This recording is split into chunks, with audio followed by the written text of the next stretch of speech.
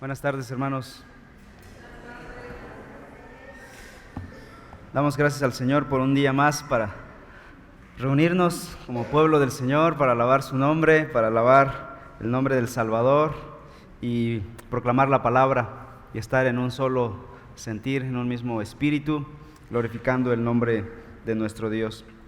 Hemos estado hablando en estos meses, desde enero para acá, acerca del tema de la iglesia y viendo que la iglesia es el epicentro donde las verdades del Evangelio se pueden vivir. Alguien podría decir: yo soy cristiano, amo a Cristo, he creído el Evangelio y lo conozco intelectualmente, pero quiero estar solo en mi casa, aislado, vivir como ermitaño, solito.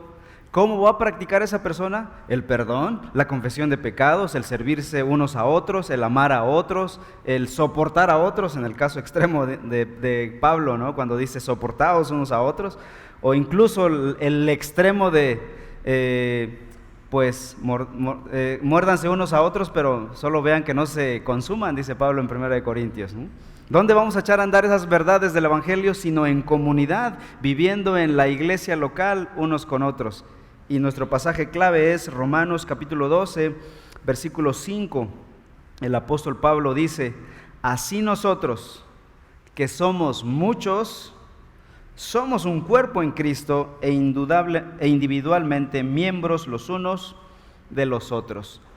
Y el Señor, cuando fue a la cruz del Calvario, murió por pecadores, ciertamente individuales, pero para constituir un solo cuerpo de creyentes. El Señor en la cruz tenía la meta final de redimir a un cuerpo de creyentes. Pablo, cuando se está despidiendo de los ancianos de Éfeso en Mileto, en la isla de Mileto, él les dice: velen por las almas, por las ovejas que el Señor compró con su propia sangre, por el cuerpo de creyentes, por las ovejas, no solo por algunos individuos, sino habla en un lenguaje corporativo, por los creyentes. Así que, hermanos, la fe auténtica, la fe bíblica, se va a echar a andar, se va a vivir en el entorno de una comunidad de creyentes, la iglesia de Cristo Jesús, el cuerpo de Cristo según Efesios. Vamos a orar. Padre, en esta hora queremos pedir tu bendición para que nuestro corazón pueda recibir estas verdades de tu palabra y que podamos remar contracorriente, porque vivimos en una cultura individualista, vivimos en una cultura donde el más fuerte es el que sobrevive, y tu palabra enseña todo lo contrario. Somos llamados a vivir en comunidad, en una familia de fe, en la iglesia de Cristo, y no a buscar ser los más poderosos, los más fuertes, sino a buscar ser los siervos, amar a otros, servir a otros, perdonar a otros, soportar a otros, cosas que son difíciles para nuestra naturaleza caída. Y es ahí donde el Evangelio se vivirá plenamente. Por eso la iglesia local es el epicentro del Evangelio en acción. Te pedimos, Señor, que nos ayudes a renunciar a nuestro ego y a vivir como iglesia local, a amar a la iglesia, servir a la iglesia, comprometernos con tu iglesia. Te lo pedimos, Señor, bendícenos en este día. Y en este día abordaremos el tema, Señor, que tiene que ver con los líderes que tú has levantado para esa iglesia. En el nombre de Cristo Jesús, amén. Bien, en esta ocasión estaremos viendo varios versículos de este capítulo 13 de Hebreos, que ya leyó nuestro hermano, que hemos leído en congregación. Y trata el autor de Hebreos el tema de la autoridad y del cuidado pastoral. Bueno, este es un cuerpo, esta es una comunidad, es una familia de fe, y en toda comunidad, en toda familia de fe hay liderazgo. Una comunidad sin liderazgo, un cuerpo sin guía, es una comunidad destinada al fracaso, ¿no? Es una comunidad sin futuro, sin planes a corto, mediano y largo alcance. Por eso el Señor levantó a líderes en su pueblo. Ha levantado a ancianos, pastores u obispos. Son los tres términos que se usan en el Nuevo Testamento para hablar de los líderes de nuestra iglesia. Y habla en plural. Hoy estaremos viendo la pluralidad pastoral en la iglesia del Nuevo Testamento. Esto es difícil. Eso de que haya un pastor o una pluralidad de pastores que gobiernen nuestra iglesia como que no agrada mucho a la carne. De hecho, hay una frase popular que he escuchado algunas veces. La frase que dice: yo no sigo a hombres, yo sigo a Cristo. Y es verdad, obviamente, si se trata de que quién es tu Salvador, quién murió por ti en la cruz y quién es el que transforma tu vida, quién va a vivir para ti y en ti, como dice Gálatas 2:20, ya no vivo yo, sino lo vivo en la fe de Cristo Jesús. Es verdad que es Cristo el todo, pero el mismo Cristo estableció autoridades en su iglesia para guiar a su iglesia, ¿sí? Obviamente nuestra fe salvífica no está puesta en esos hombres. Si es lo que quiere decir esa frase, está bien. Pero la mayoría de las veces esa frase no está hablando de ello, está hablando de autonomía. No quiero ningún tipo de liderazgo. Y en ocasiones es porque han tenido malas experiencias. Y eso es doloroso, eso es verdad. Nos han tocado quizá en algunas ocasiones haber pasado por una iglesia donde tus líderes te lastimaron, donde tus líderes en vez de cuidar de ti, saquearon de ti y no bendijeron tu vida. Y por esa razón dices, no más, no quiero más líderes, no quiero que me hablen de sujeción, no quiero que me hablen de autoridad pastoral y de gobierno pastoral. Sin embargo, yo creo que estás en ese momento, necesitas venir a Cristo Jesús, sanar tu corazón y entender que Dios mismo diseñó a su iglesia local con liderazgo. Y necesitas perdonar, y necesitas encontrar la iglesia local que exponga la palabra del Señor, que sirva al Señor, que sirva su palabra, y entonces sujetarse a ese liderazgo. Ser cristiano implica someterse al señorío de Cristo como nuestra máxima autoridad. Él es la Su misión, escuchen, implica reconocer el liderazgo que Cristo mismo ha establecido en su iglesia local. Y para eso varias cosas que quiero tocar el día de hoy. En primer lugar, es la voluntad expresa de Cristo que las iglesias locales sean guiadas por una pluralidad de pastores. Y lo vamos a ver en todo el Nuevo Testamento. Pero es voluntad de Cristo, nuestra cabeza, nuestra autoridad final, que cada iglesia local sea gobernada por una pluralidad de ancianos, obispos o pastores. Hebreos 13, pasaje que leímos, versículo 7, dice el autor: acordaos de vuestros, plural, pastores, que os hablaron la palabra de Dios.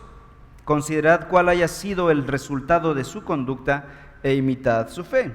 Esta iglesia está hablando en término en pasado, en tiempo pasado, pero esta iglesia entonces había tenido pastores en el pasado y en el presente seguía teniendo pastores en plural, versículo 24. Ahora el autor se despide diciendo: saludad a todos vuestros pastores y a todos los santos. Los de Italia os saludan. El remitente estaba en Italia. La iglesia receptora de esta carta estaba siendo pastoreada en el presente por más de 2 o 3 pastores. Por eso usa el plural, pastores. Así que el modelo que establece aquí la carta de Hebreos es una iglesia que sea guiada por una pluralidad de pastores. Versículo 23. Vamos a Hechos, capítulo 14, versículo 23. Si tú piensas que, bueno, eso solo Hebreos, pudo haber sido la excepción a la regla. Vamos al resto de las cartas del Nuevo Testamento, hablando de Hechos, capítulo 14.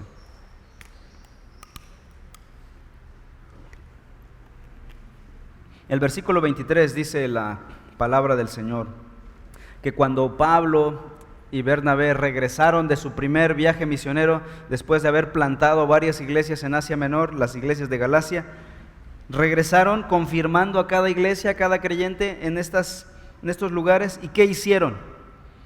Y constituyeron ancianos en cada iglesia, y habiendo orado con ayunos, los encomendaron al Señor en quien habían creído. Y ya, regresaron del primer viaje misionero y Pablo y Bernabé regresaron a su iglesia, Antioquía de Siria, para reportarse. El mismo apóstol Pablo estaba sujeto a una iglesia local y a unos líderes de la iglesia en Antioquía. ¿Quiénes eran los líderes de la iglesia en Antioquía? Si están ahí en Hechos, vean el capítulo 13, cuando el Espíritu Santo escoge a estos para ir y predicar el evangelio. ¿Quiénes estaban? Dice: había entonces en la iglesia que estaba en Antioquía profetas y maestros: Bernabé, Simón, el que se llamaba Níger, Lucio de Cirene, Manaén, el que se había criado junto con Herodes el tetrarca, y Saulo.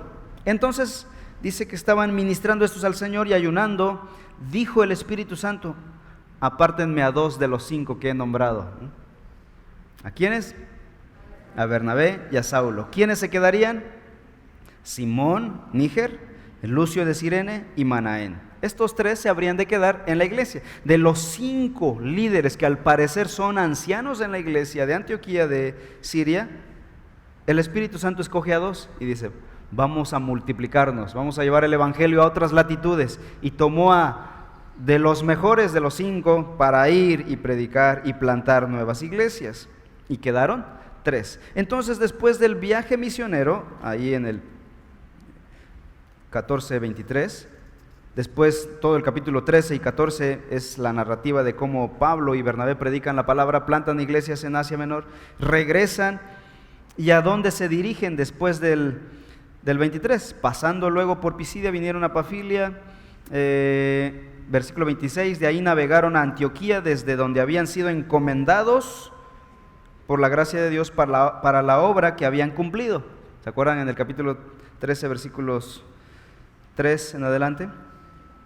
Y habiendo llegado y reunido a la iglesia en Antioquía, refirieron cuán grandes cosas había hecho Dios con ellos y cómo había abierto la puerta de la fe a los gentiles, y se quedaron ahí mucho tiempo con los discípulos. Pablo y Bernabé, que eran pastores o ancianos, regresaron a su iglesia y se sujetaron a Manaén, Lucio, Simón, que eran sus colegas, sus consiervos, a reportar su vida. No hay ministerios sueltos, independientes. Yo quiero plantar una iglesia por mi propia cuenta por allá, ¿no? Me peleé con mi pastor y por allá. Que en la soberana gracia de Dios, Dios lo ha permitido. Pero no es el modelo bíblico, no es la voluntad del Señor tal cosa, ¿no? Alguien se pelea con su pastor y pum, se sale y pone su iglesia. La voluntad del Señor es: Él llama, Él capacita. De hecho, la iglesia debe ser intencional en esta realidad. La idea bíblica es que la iglesia se establezca, y una vez establecida es tomar a los mejores hombres y decir: ¿sabes qué? Es hora de que nos multipliquemos. Antes de que nos dividamos, mejor nos multiplicamos, ¿no? Cuando estamos solitos en nuestro entorno, creando nuestro propio imperio, entonces comenzamos a dejar de ser la iglesia de Cristo Jesús. Hermanos, aquí estamos para adorar a Dios, para proclamar el evangelio y para hacer misiones. La idea, hermanos, es que echemos a andar la palabra de Dios en nuestra iglesia. Estemos en oración. Va a llegar el momento en que Reforma tenga más estabilidad, que pueda ser un poquito más madura. Ahorita ya no somos bebé, ya somos una iglesia niña de 1 año. Ya estamos creciendo, ¿no? Ya esperemos pronto dejar el pañal y crecer y empezar a comer alimento más sólido, ¿no? Y después, cuando ya haya estabilidad y ya haya fuerzas, tendremos que multiplicarnos. Vayamos haciéndonos la idea.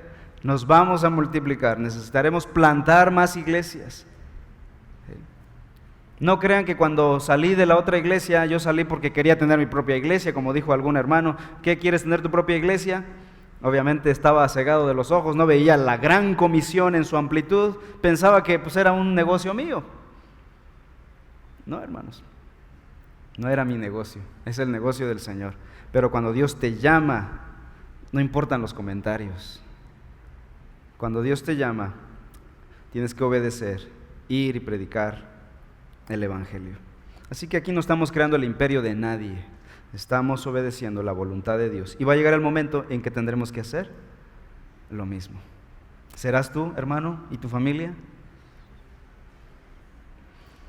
Obviamente hay requisitos que estaremos viendo más adelante. ¿Quiénes van a ir? También. Filipenses capítulo 1, perdón, creí que era Filimón, pero es Filipenses 1:1. Dice el apóstol Pablo en este pasaje: Pablo y Timoteo, siervos de Jesucristo, a todos los santos en Cristo Jesús que están en Filipos. ¿Con quién? ¿O con quiénes? Con los obispos y diáconos. La iglesia en Filipos ya era una iglesia organizada, una iglesita que había comenzado con un grupito de mujeres al lado del río. Después de años Pablo les escribe una carta y ahora es una iglesia ya organizada con pluralidad de diáconos y pluralidad de ancianos. Primera de Timoteo 5:17.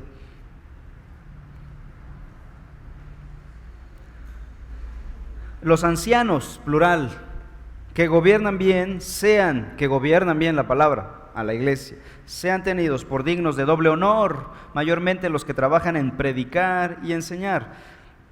Pablo en este último pasaje de 1 de Timoteo no enseña que quizá todos los ancianos o pastores sean llamados a predicar o enseñar. Eso es algo interesante. Este pasaje está dejando en claro que no todos pueden predicar y enseñar. O sea, de la pluralidad de ancianos, no todos son llamados con el requisito de enseñar y predicar. Hay ancianos cuyos dones son diferentes. Y hay ancianos que son llamados a la predicación y a la enseñanza. Hay ancianos que son llamados a la dirección, a la consejería, al evangelismo y a las misiones y a otras tantas tareas que la iglesia local tiene. Pero sí, todos los ancianos son llamados a cuidar de las ovejas. Es lo que tienen en común. No todos los ancianos son monocromáticos, es decir, todos tienen los mismos dones. No, son diversos, hay diversidad de dones entre la pluralidad de ancianos. Pero lo que sí tienen en común es que cuidan a la iglesia, gobiernan a la iglesia, aman y sirven a la iglesia. Santiago 5:14. ¿Está alguno enfermo entre vosotros?, dice el apóstol Santiago. Llame a ¿quiénes? A los ancianos de la iglesia y oren por él, pluralidad de ancianos. Primera de Pedro 5:1. Ruego, dice el apóstol Pedro, a los ancianos que están entre vosotros, yo anciano también con ellos y testigo de los padecimientos de Cristo, que soy también participante de la gloria que será revelada. ¿A quién está rogando que cuiden de las ovejas? A los ancianos, pluralidad. Entonces, esto es una pequeña muestra, no es una lista exhaustiva de todos los versículos del Nuevo Testamento, sino son ejemplos que muestran cómo la iglesia es guiada y gobernada. Hay una pluralidad de ancianos para guiar a la iglesia. La segunda cosa que quiero que veamos esta tarde es que los pastores, los ancianos u obispos, son los tres términos griegos que se usan, ejercen sobre la iglesia una autoridad delegada por Cristo mismo. Ciertamente se escucha bonita la palabra autoridad, pero es una autoridad delegada. Hay un adjetivo calificativo, es decir, que califica esa autoridad. No es una autoridad absoluta, no es una autoridad sin fronteras, sino es una autoridad delimitada. Es una autoridad limitada. La palabra pastores en este versículo, vamos a leer Hebreos 13:7, regresando al pasaje base de nuestra exposición. Dice el autor en el versículo 7: acordaos de vuestros pastores que os hablaron la palabra de Dios. Acordaos de vuestros pastores. La palabra griega allí para pastores es egeomai, de donde proviene nuestra palabra hegemonía. Por eso mencioné la palabra griega, no me gusta estar mencionando las palabras griegas que aparecen en todos lados, pero esta es importante porque suena muy parecido a hegemonía. Y es la misma palabra que se usa en Hechos 7:10 para referirse a José como gobernador de Egipto. O sea, los pastores gobiernan, presiden o guían a la iglesia, pero bajo la autoridad de otro, Cristo Jesús, bajo la autoridad de la cabeza, que es Cristo Jesús. Primera de Timoteo 3, El apóstol Pablo nos dice en los versículos 4 al 5 lo siguiente: los ancianos que gobiernan bien sean tenidos por dignos de doble honor, mayormente los que trabajan en predicar y enseñar. Este concepto de gobernar, de guiar a la iglesia, sé que no es del agrado de todos. ¿Por qué? Porque es asociado con tiranía, con autoritarismo. A veces cuando alguien escucha la palabra autoridad pastoral, se imaginan a un hombre rudo, de corbata y saco gris y un látigo en la mano, enseñoreándose de las pobres ovejas, usando su autoridad para aplastar a todo aquel que piense diferente. Pobremente y tristemente, hay ocasiones en que pareciera ser así. Pero hermanos, la Biblia no lo muestra, sino es la imagen de la Biblia. La imagen de la Biblia, los pastores, según la Escritura, que tienen autoridad, es una autoridad limitada, delegada por Cristo, y no para su propio beneficio, sino para el beneficio de la congregación. Vean lo que dice 1 Tesalonicenses 5, 12 y 13. Los pastores, dice el autor aquí en 1 Tesalonicenses 5, 12 al 13: os rogamos, hermanos, que reconozcáis a los que trabajan entre vosotros y os presiden en el Señor y os amonestan, y que los tengáis en mucha estima y amor por causa de su obra. Tened paz entre vosotros. Los pastores no fueron llamados para imponer sus ideas, sino para comunicar la verdad de la Escritura. Esa es la labor principal del pastorado: comunicar la verdad de las Escrituras y velar que esa palabra sea obedecida. Y es lo que dice el apóstol aquí: reconozcan a estos hermanos que os presiden en el Señor. Los gobernantes no son, en este caso los pastores, no son tiranos, o no deberían ser tiranos. Son pastores que poseen autoridad delegada por Cristo para cuidar a la iglesia. Así que si tenías esa imagen del pastor tirano con su látigo y su corbata y saco gris, vele cambiando. Los gobernantes, los pastores, no deberían serlo. El Señor Jesucristo ha conferido a cada iglesia local la autoridad para aceptar quiénes serán sus líderes, sus miembros, y una vez que ha escogido a sus líderes, los pastores ahora son llamados a guiar a la congregación. Pero esa autoridad pastoral no es un fin en sí mismo. No es que quiero llegar a ser anciano para tener autoridad. No, porque la autoridad no es una meta. La autoridad es un vehículo para otra cosa. Es un medio para llevar a cabo la labor que se les ha encomendado a los ancianos, a los pastores. Número 3, la tercera idea que debemos ver en esta enseñanza del liderazgo de la iglesia. Los pastores gobiernan la iglesia, ¿cómo? A través de enseñar la Escritura y velar por las ovejas, por quienes han de dar cuenta. Así que el pastorado no gobierna con un látigo, con una imposición de mis ideas y punto, se hace lo que yo digo. ¿Cómo gobierna el liderazgo de nuestros ancianos de la iglesia? Por medio de la enseñanza de la Escritura. Así que si no está enseñando la palabra del Señor, no tiene ninguna autoridad, ¿no? Hace tiempo le preguntaron a John MacArthur: ¿tú qué autoridad tienes sobre mí?, le preguntó una mujer hostil hacia ese pastor. Y él contestó: ninguna autoridad tengo sobre ti, excepto la que me da Cristo. Sin la palabra del Señor, hermanos, yo como pastor de la iglesia no tengo ninguna autoridad, ninguna, ni moral, ni nada por el estilo. Solo la que me da la Escritura. Es la única autoridad. Y no estoy para reclamarla, simplemente soy llamado a exponer la palabra del Señor. Así que esta exposición, amados hermanos, no me estoy aprovechando del texto para, ahora sí les voy a enseñar quién es la autoridad aquí. Este texto estaba en la Biblia y pues tenía que enseñarse, ¿no? Es de los temas que incomoda a los pastores enseñar, por lo menos aquellos que no buscamos poder ni autoridad.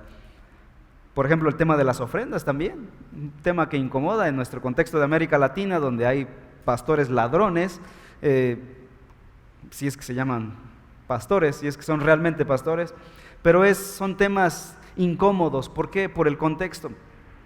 Pero si está en la Escritura, vamos a enseñarlos. Si no, no podré decir todo el consejo de Dios, ¿no? Me salto los temas que me incomodan, ¿no? He predicado temas que tienen que ver con mi propio pecado y he sido tentado a cambiarle tantito y el Espíritu me dice, no, aquí está la palabra y dilo, aunque yo mismo sea un pecador. Hebreos 13:7 dice, acordaos de vuestros pastores que os hablaron la palabra de Dios. Versículo 17, obedeced a vuestros pastores y sujetaos a ellos. ¿Por qué razón? Porque ellos velan por vuestras almas como quienes han de dar cuenta, para que lo hagan con alegría y no quejándose, porque esto no es provechoso. Los pastores velan por la salud espiritual de los creyentes. ¿Cómo? ¿Cómo velamos por la salud espiritual de los creyentes? ¿Como policías? Nada más cometes una infracción y ya estamos ahí poniéndote las cadenas en las manos. ¿Como radares? ¿Monitoreando sus vidas? ¿O como árbitros? Cometes una falta y te saco la tarjeta amarilla, ¿no? O te expulso. De ninguna de esas maneras. Nosotros, los pastores, no somos llamados a velar por la salud espiritual como policías, radares o como árbitros, sino como mensajeros. La mejor ilustración del gobierno pastoral es el de mensajeros. El llamado principal del pastorado es exponer fielmente la palabra de Dios. La palabra de Dios es la que tiene el poder de cambiar las vidas, no mis consejitos morales, no mis sugerencias. Lo único que puede cambiar la vida de las personas es la palabra de Dios. Así que, ¿cuál es mi labor principal? Exponer este santo libro. Mi vida, mi energía es puesta para estudiar, entender la Escritura y traer el mensaje para ustedes y decir con un rotundo, así dijo Jehová. No así digo yo, no así pienso yo, así dice Jehová, decían los profetas en el Antiguo Testamento. Somos responsables de exponer fielmente la palabra de Dios. La palabra de Dios es la que cambiará nuestros corazones. ¿Qué dice Hebreos 4:12? No lo busquen, tal vez lo sepas de memoria. Porque la palabra de Dios es viva y eficaz, y más cortante que toda espada de dos filos, y penetra hasta partir el alma y el espíritu, las coyunturas y los tuétanos, discierne los pensamientos y las intenciones del corazón. ¿Quién? ¿La palabra del pastor? La palabra de Dios es viva y eficaz. La prioridad número 1 de los ancianos o del pastor es la predicación de la palabra y la oración. De tal manera que la consejería, la administración, la música y otros ministerios que pueda desempeñar el pastor son secundarios. Aún la consejería, que es echar a andar la palabra en las vidas de las personas, es secundaria. Su rol número 1 es la exposición de la palabra y la oración por los creyentes. Hechos capítulo 6. Busquemos Hechos capítulo 6, versículos del 1 al 7.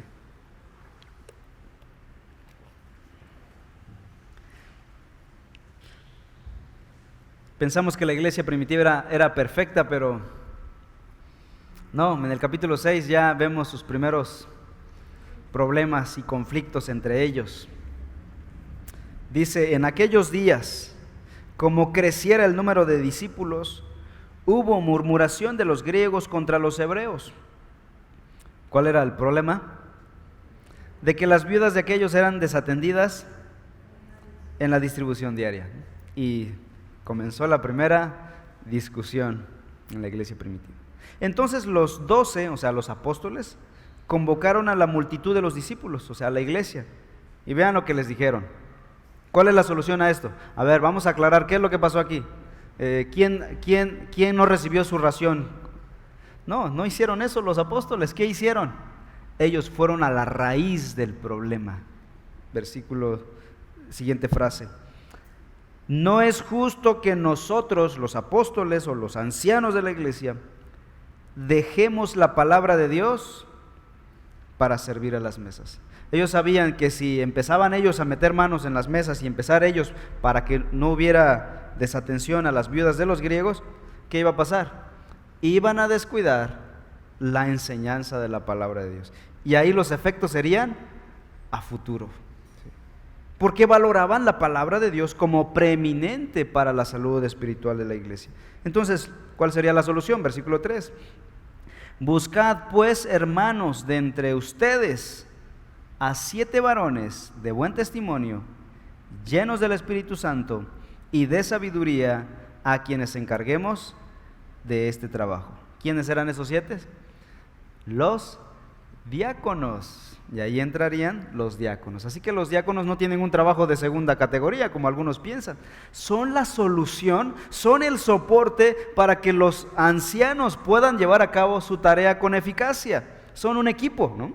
Es como en un equipo de fútbol. Tenemos los delanteros y tenemos a los defensas. ¿Quién es más importante? Todos son importantes, ¿sí? Entonces aquí están haciendo equipo, los ancianos con los diáconos. Versículo 4. Y nosotros, los ancianos, los apóstoles, persistiremos en la oración y en el ministerio de la palabra. Una congregación espiritual, madura, ¿cómo respondería? Diría, no, ustedes ya no quieren trabajar, para eso les pagamos, ¿no? ¿Cómo contesta una congregación madura y espiritual? Versículo 5. Agradó la propuesta a la multitud. ¿Y qué pasó? Y empezaron a elegir. Y eligieron a Esteban, varón lleno de fe, del Espíritu Santo, a Felipe, Prócoro, Nicanor, Timón, Parmenas y a Nicolás.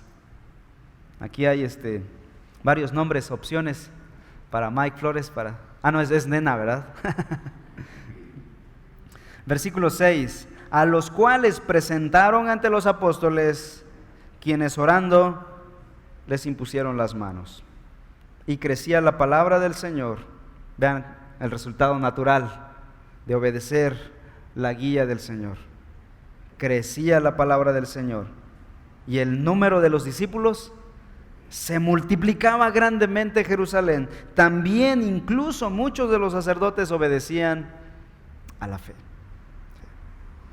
Entonces, hay una iglesia madura que tiene problemas. No por ser una iglesia madura no tiene problemas, tiene problemas. El punto es cómo enfrentan sus problemas.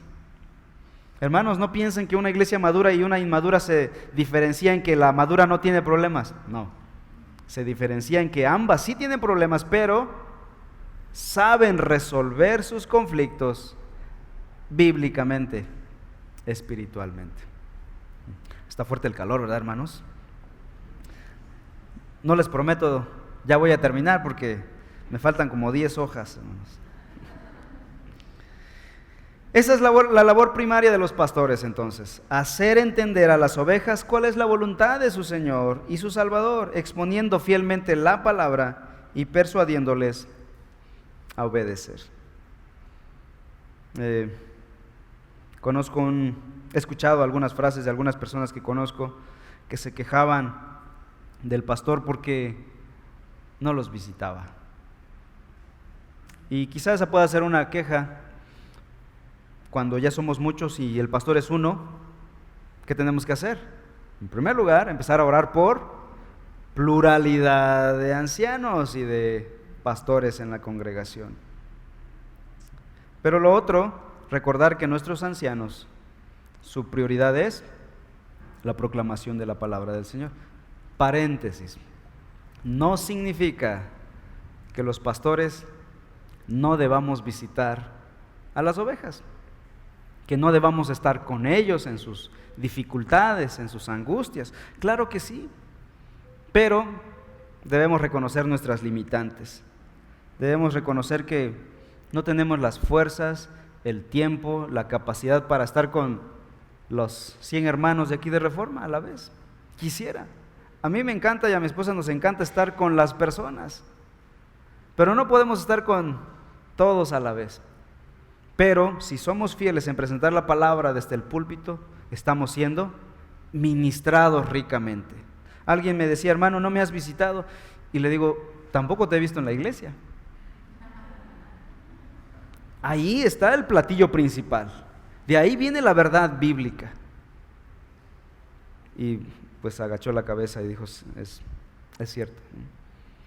Obviamente quiero visitar a ese hermano y está en mi lista. Es de los que deseo visitar pronto. Sin embargo, no es nuestra prioridad. La prioridad es la Escritura.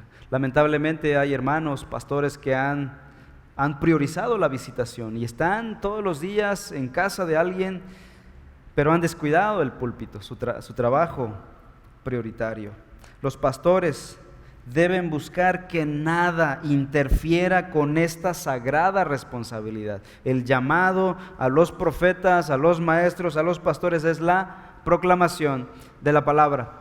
Y vamos a hacer el esfuerzo por hacer trabajo de consejería, de visitación, de ánimo, de visitar hospitales y otros ministerios. Pero ahí es donde entra la comunidad, la iglesia. Es donde entramos nosotros para hacer trabajo de ministerio. 1 Timoteo 3:2 dice, pero es necesario que el obispo sea irreprensible, marido de una sola mujer, sobrio, prudente, decoroso, hospedador, apto para enseñar. La única cualidad que le pide aquí intelectual, las demás son requisitos morales, habla de su carácter, de su moralidad, pero la única cualidad intelectual es que el anciano de la iglesia o el obispo principal de la iglesia sea apto para enseñar. Es la responsabilidad primaria. Quizá tengan miedo a la palabra obispo, ¿verdad? Ya lo hemos visto en otros sermones y hemos visto que es la palabra griega episcopos, que la mejor traducción sería supervisor. Pero bueno, Reina Valera dice obispo. Dice 4:2 de 1 Timoteo, si esto enseñas a los hermanos, serás buen ministro de Jesucristo, nutrido con las palabras de la fe y de la buena doctrina que has seguido. ¿Cuál era la prioridad de Timoteo como pastor de la iglesia en Éfeso? Enseñar a los hermanos. Si esto haces, serás buen ministro de Jesucristo. ¿Se dan cuenta? El llamado, la prioridad de Timoteo era enseñar la palabra del Señor. Dice, nutrido con las palabras de la fe y de la buena doctrina. Enseña contenido doctrinal. Nutre a los hermanos. No des enseñanzas superficiales, ligeritas, motivacionales, psicológicas. Enseña la buena doctrina. Si esto haces, serás buen ministro de Jesucristo. Este es el llamado para los pastores de la iglesia. Luego en versículos 11 en adelante, dice el apóstol, le dice a Timoteo, pastor ahora en Éfeso, esto manda y enseña, ninguno tenga en poco tu juventud, sino sé ejemplo de los creyentes en palabra, conducta, amor, espíritu, fe y pureza. Entre tanto que voy, ocúpate en la lectura, la exhortación y la enseñanza. No descuides el don que hay en ti, que te fue dado mediante profecía con la imposición de las manos del presbiterio. ¿Cuál era ese don? De la enseñanza de la palabra de Dios. Ocúpate en estas cosas, permanece en ellas, para que tu aprovechamiento sea manifiesto a todos. Ten cuidado de ti mismo y de la doctrina. Persiste en ello, pues haciendo esto te salvarás a ti mismo y a los que te oyeren. Vamos a 2 Timoteo 2:15.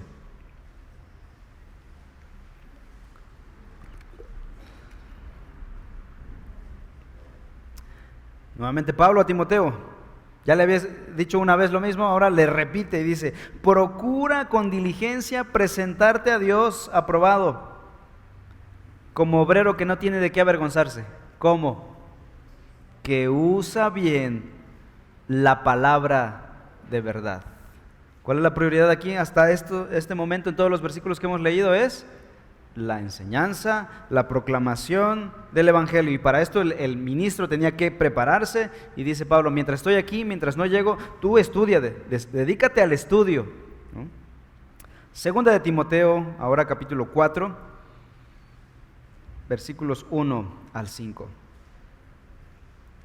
Te encarezco delante de Dios y del Señor Jesucristo, que juzgará a los vivos y a los muertos en su manifestación y en su reino. Miren nada más, ¿no? Si alguien me dijera, te conjuro delante del Dios Santo que juzgará a todos los vivos, muertos, pues yo me espanto, ¿no?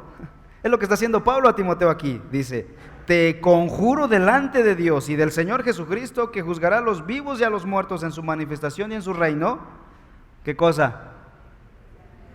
Que visites, que prediques la palabra. Si te sobra tiempo, visita, haz tus otros compromisos, ¿no? Si tienes la capacidad. Yo admiro que hay pastores que tienen una capacidad para enseñar, para predicar la palabra, y en la semana están visitando, van a hospitales. ¡Wow! Increíble que puedan hacerlo. Pero yo estoy muy limitado, no me comparo con esos grandes hombres, entonces por lo menos me voy a esforzar en cumplir mi llamado principal, y lo demás vamos a ver, vamos a esforzarnos en la consejería, en la visitación y en el resto. Que instes a tiempo y fuera de tiempo, redarguye, reprende, exhorta con toda paciencia y doctrina, porque vendrá tiempo, miren, hay que enseñar, hay que tener lista la iglesia, porque vendrá tiempo cuando no sufrirán la sana doctrina, sino que teniendo comezón de oír, se amontonarán maestros conforme a su propia concupiscencia y apartarán de la verdad el oído y se volverán a las fábulas. Pero tú sé sobrio en todo, soporta las aflicciones, haz obra de evangelista, cumple tu ministerio. Según la Biblia, un verdadero pastor no es perfecto, pero es fiel a la Escritura, es fiel a la palabra del Señor. En Hebreos 13:7 nuevamente lo hemos leído, dice el escritor, obedezcan a sus pastores y sujétense a ellos, porque ellos velan por sus almas como quienes han de dar cuenta. Permítanles que lo hagan con alegría y no quejándose, porque esto no sería provechoso para ustedes. Yo sé que es difícil sujetarse a un pastor limitado, ¿no? Tal vez alguien diga, pues para mí sería fácil sujetarme a un pastor como Juan Calvino, ¿no? Jonathan Edwards, ¿no? Carlos Spurgeon, ¿no? Qué maravilloso hubiera sido nacer en Londres en el siglo XIX y haber sido oveja de Spurgeon, ¿no? O es fácil exaltar a los pastores famosos de nuestros tiempos que vemos en las redes sociales y decir, qué fácil sería para mí, a él sí me sujetaría yo. A Sugel Michelén me sujeto ciegamente, ¿no?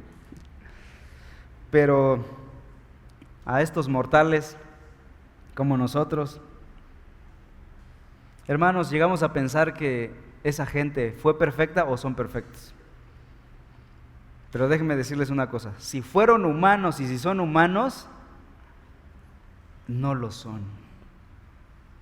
Hay biógrafos que hablan de Spurgeon y hablando de sus luchas, de su carácter fuerte, a veces intransigente, de su lucha con el alcohol, el tabaco y cosas por el estilo, y decir, ¿cómo Dios usó a un hombre así? La gracia de Dios, mis amados hermanos, la gracia de Dios. No estamos aquí por méritos propios. Dios ha provisto para una iglesia local pastores, y a ellos debemos sumisión. Y te pregunto, ¿aprecias tú el trabajo de tus pastores? ¿Valoras tú la enseñanza de la Escritura y el esfuerzo de tus pastores? Cada quien debe contestar en su corazón. Y número 4, ahora sí ya voy para el final. Los miembros de la iglesia entonces deben estimar y respetar a sus pastores, procurando que hagan su trabajo con alegría. Nuevamente repito la lectura de Hebreos 13:17. Obedezcan a sus pastores y sujétense a ellos, porque ellos velan por sus almas como quienes han de dar cuenta. Permítanles que lo hagan con la alegría y no quejándose, porque eso no sería provechoso para ustedes. Este versículo de la Biblia nos habla de dos cosas. Primeramente, que los miembros deben reconocer la autoridad pastoral de sus líderes. Obedezcan a sus pastores y sujétense a ellos. Pero debido al pecado que está en nosotros, la sujeción no es muy agradable, hay resistencia. Por otro lado, los líderes no son perfectos, entonces hay una buena combinación. Tanto yo no soy perfecto como creyente y no me gusta la sumisión, y mi pastor, para acabarla de amolar, es imperfecto. Buena combinación. Y hermanos, Dios pudo haber enviado ángeles para pastorear nuestras iglesias, pero no lo hizo. Y envió a hombres, quiso enviar a hombres débiles para pastorear a la iglesia, hombres que se cansan, que cometen errores y que nunca podrán satisfacer todo lo que a mí me gustaría que hiciera mi pastor por mí. ¿Para qué? ¿Por qué lo hizo Dios así? Para que toda la gloria sea para Dios y no para los hombres. Esta obediencia entonces al pastorado no es absoluta, la que nos pide el autor, solo si el pastor es fiel a la Escritura. Entonces no es una obediencia absoluta al pastorado, es una obediencia sujeta a la palabra del Señor, limitada solo si el pastorado se sujeta a la Escritura. Si el pastorado empieza a enseñar falsa doctrina, la iglesia tiene toda la libertad de quitar a ese anciano, a ese pastor de la iglesia, porque su autoridad viene en fidelidad a la Escritura. Si ya no está siendo fiel a la Escritura, la iglesia es llamada a deponer a esos ancianos. Tampoco significa que el pastor deba dar permiso a los creyentes para todo movimiento de su vida, ¿no? Llamarle un domingo en la mañana: pastor, ¿qué me pongo hoy? ¿Qué zapatos? ¿Qué color de zapatos me pongo hoy? No, es sujeción tocante a la vida de la iglesia, ministerio de la iglesia, tu vida espiritual con respecto a Cristo y a la iglesia. También dice que los miembros deben reconocer la autoridad pastoral, porque dice: permítanles que lo hagan con alegría y no quejándose, porque no sería provechoso para ustedes, dice la Escritura. Los creyentes entonces deben hacer lo posible para ayudar al pastor a hacer su tarea con gozo, con facilidad. Debido a la alta responsabilidad que el pastor tiene ante Dios, los creyentes somos llamados a aliviar las cargas del pastor y no a aumentarlas, no a incrementar el dolor del pastor. Dice aquí el autor que no sería provechoso para nosotros como congregación si nuestro pastor está agitado. Tener un pastor exhausto, enojado, deprimido, amargado, ojeroso, no sería provechoso para la congregación. Un pastor amargado y deprimido no tendría ánimo para estudiar durante la semana las Escrituras y predicarla con profundidad y con gozo, ¿no? No sería provechoso para la congregación. Un pastor cansado no podrá trabajar en la visión de la iglesia a largo plazo. La iglesia dejará de crecer si eso pasa. Entonces, dice el autor, no sería provechoso para la congregación. Conclusión. Desde esta perspectiva, entonces, los pastores son un regalo de Dios. No son un regalo de Satanás. Son un regalo de Dios para la iglesia, para guiar a la iglesia. ¿Por qué son importantes los pastores? Porque todos nosotros como creyentes necesitamos ser pastoreados, todos. El Nuevo Testamento presenta a los creyentes como un rebaño comprado con la sangre preciosa de Cristo, congregados en un redil bajo el cuidado de un pastor. Es una calamidad cuando las ovejas no tienen pastor y andan deambulando de aquí para allá sin dirección, sin rumbo. Termino con el pasaje de Mateo 9, 36 al 38. Escuchen. Y al ver a las multitudes, Jesús tuvo compasión de ellas porque estaban desamparadas y dispersas como ovejas que no tienen pastor. Entonces, ¿qué hizo Jesús? Versículo 37. Dijo a sus discípulos: a la verdad, la mies es mucha, mas los obreros pocos. Rogad pues al Señor de la mies que envíe obreros a su mies. Podríamos decir que en Reforma está pasando lo mismo. Todavía no hay pluralidad de ancianos. ¿Qué vamos a hacer como iglesia?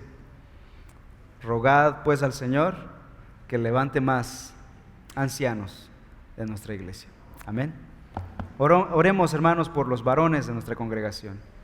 Que Dios levante a hombres santos, comprometidos con la palabra del Señor, para guiar y bendecir a nuestra congregación.